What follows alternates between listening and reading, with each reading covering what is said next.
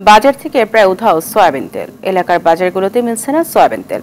এ নিয়ে ক্ষোভ জানিয়েছে ক্রেতারা। বিক্রেতারা বলছেন খুব সামান্য তেল সরবরাহ করছে কোম্পানিগুলো। এদিকে 10 থেকে 15 টাকা কমেছে ডাল ও ছোলার দাম। প্রতি কেজি ছোলা বিক্রি হচ্ছে 115 টাকায়।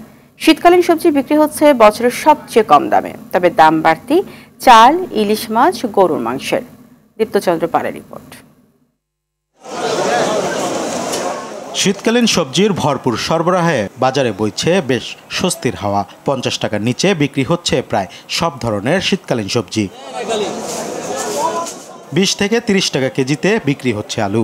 দাম বেশ কম মানে অনেক কম তুলনামূলকভাবে আগের তুলনায়, এবং অন্য জিনিসেরও দাম কম, পেঁয়াজের দাম কম, আলুর দাম কম। কৃত্রিম সংকট তৈরি করে গত ডিসেম্বরে লিটারে 8 টাকা বাড়াতে সফল হয়েছে সয়াবিন তেল সরবরাহকারীরা। রমজানকে সামনে রেখে ফের একই পথে হাঁটছে তারা। তেলের একদম সরবরাহ বন্ধই নেই, খুবই কম দিচ্ছে তেল।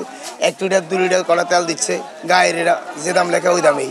5 লিটার কালকে দিচ্ছে 5 কার্টন, তার সাথে আবার আটাও দিতেছে। তেল পাওয়াই যায় না। 5 লিটার তেল কিনতে গেলে আরো কিছু নিতে হবে সাথে। সিন্ডিকেট আছে, দাম কমাই দিয়ে গেলে আবার বাড়াইয়ে ফেলায়। তবে ডাল ও ছোলার দামে কিছুটা স্বস্তি। দাম কমেছে 10 থেকে 15 টাকা। নতুন করে দাম না বাড়লেও চালের দামে অস্বস্তি ভোক্তাদের। কয়েকজনে শুধু বাজার মনিটরিং করে তারা ঠিক করতে পারে না। আর ঠিক আমরা হইতে রাস্তাঘাটে চাঁদাবাজি এগুলো বন্ধ করতে হবে। বাজার মনিটরিং এ ঘাটতি তো অবশ্যই, এটা তো মনে করেন যে আরো একটু ভালো করে করা দরকার, যে মনে করেন যে তাহলে আমাদের সাধারণ মানুষের জন্য ভালো হবে। বাজারে ব্রয়লার মুরগি বিক্রি হচ্ছে 190 টাকা কেজি দরে, গরুর মাংস 750 এবং খাসির মাংস 1200 টাকা।